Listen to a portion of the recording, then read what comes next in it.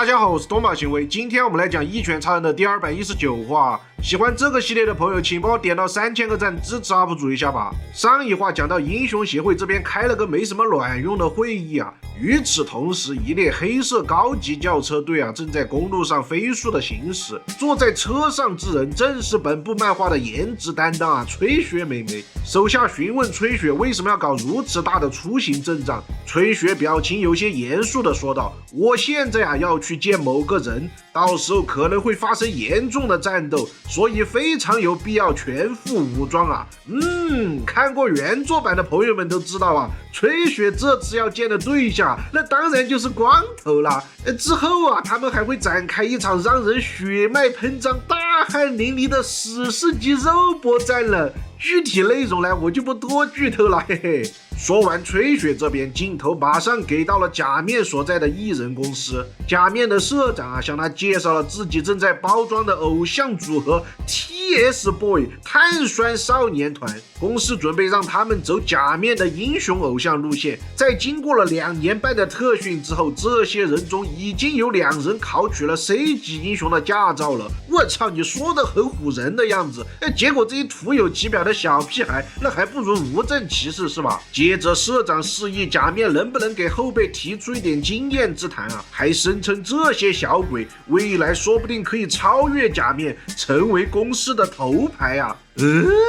这就离了大谱了。虽然假面一直在玩手机，根本就没有屌社长，但是社长你说的这个话未免也太没礼貌了吧？这可是在皇帝面前讨论太子何时继位的问题不过假面还是老样子一副高冷男神的表情。他现在已经完全被手机里的视频所吸引，这是不知道从哪里搞来的英雄协会监控录像。前几集光头大战 AI 机器人的画面被拍得一清二楚。假面看着在爆炸中毫发无损的光头，心中若有所思。这时社长非常不合时宜的想和假面继续讨论蓝团的事情，假面直截了当的命令社长闭嘴。另外自己对这种拙劣的复制品蓝团根本就没有任何建议。然后一段非常之离谱的对峙就展开了。假面以自己心情不好为理由，扬言要公司马上终止蓝团的筹备工作。可是2个考了英雄执照的小鬼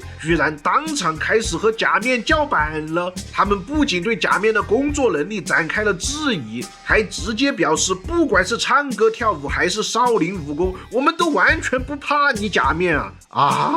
这个漫画里的普通民众都狂得没边儿了是吧？虽然从后面的对话中可以看出社长之所以要培养蓝团，是因为假面更喜欢把事业重心投在英雄工作上，但是不管是哪个国家的娱乐圈也没有这种还未出道的小辈就敢和业界头牌顶嘴的。不对，这已经不是顶嘴的程度了，是申请单挑接下来几个小鬼说了一大堆贬低英雄的言论，形容英雄职业不过是自己成为偶像的跳板而已，还嘲讽假面脚踏英雄和偶像2只船，是个不伦不类的假货。也许是小鬼们无知的言论触及了假面的最后心理防线，假货这个词。假面终于忍无可忍地对几个小鬼说道：英雄可以是委屈，英雄可不是能被当作跳板小看的职业随后他取下了眼镜，假如说站在你们面前的我身份是个怪人的话，你们又能有何作为呢？不好假面这个言论是要自爆了吗？但是几个蓝团的小鬼们显然是没有体会过英雄世界的残酷还自信满满的说要群起而攻之，报答假面维护世界的和平呢。而假面这边只是冷笑了一声，霎时间蓝团们就感觉全身受到了一股莫名的寒意所侵蚀，身体不由自主的开始颤抖了起来。假面看着后辈们滑稽的模样，无奈的点评道：这是你们本能的在感到恐惧在见识到这与生俱来的差距之后，你们还说得出那种贬低英雄的言论吗？这时的假面已经完全没有了平时那种冷峻的气质了，他像是一个杀气腾腾的怪物一样，愤怒地说道：你们这些小鬼根本就不配和那位闪耀着华丽之光的人，与那位拥有着绝对强大的华丽之人并称为英雄啊！这怎么说呢？看来呀，假面是在慢慢了解了光头的实力过后，已经开始把他封为自己的精神图腾了。虽然有句话不知道当不当讲，就是有没有一种可能啊，假面你说的那个华丽之光，也许就是单纯的太阳照到光头上的反射而已啊。好了，最后一段是比较轻松的光头过家家环节啊。上次那几个邻居还是不死心啊，又来找光头乞讨了。当然，光头也是非常和气的了，用自己刚捡来的破烂茶杯招待他们。总之呢，三个人的目的很简单了，想以自己这边先入住公寓为理由啊，来获取前辈的身份，再以集体欺压后辈的卑劣行径啊，从光头身上捞一些芝麻大小的好处啊。这种行为呢，在社会上还是普遍存在的，但是他们似乎没有料到啊，这个光头是个奇人啊。三个人首先介绍了自己的身份，想用英雄的知名度来压制默默无闻的光头。首先看这位非常路人脸的大叔啊，他的名字是镰刀赖格堡，虽然实力强劲啊，但是人气非常低迷，所以他选择戴上了头套，在小孩子们中啊获得了一定的知名度，是不是听起来非常的励志啊？结果光头当场吐槽道：“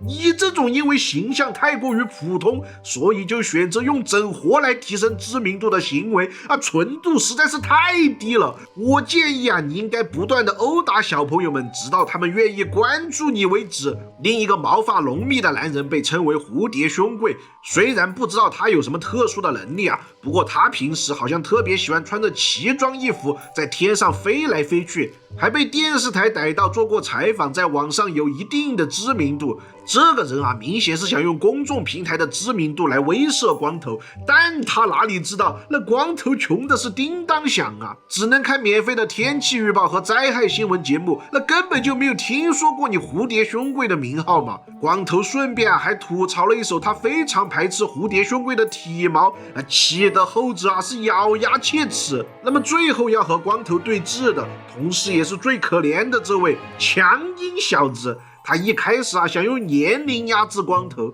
但是一问才知道自己还比光头小1岁。然后他想以人数优势欺负光头，但发现光头是 King 的关系户，于是自己只能和光头1对1交流。最后强阴谈到了自己的光辉事迹，也就是他依靠音乐节奏的作战方式，以及受人欢迎、被业界认可之类的。结果光头这边完全读不懂这种想要寻求商业互吹的气氛嘛，当场吐槽强阴的战斗方式简直就是莫名其妙。可怜的强阴小子年仅24岁，职业是 A 级英雄，他终于忍不了了，他妈的光头佬，你欺人太甚了，你给我滚出来，我要申请和你单挑啊！那么这场为了挽回英雄尊严的决斗将会怎样展开呢？我们下集再做分解吧。本话结束。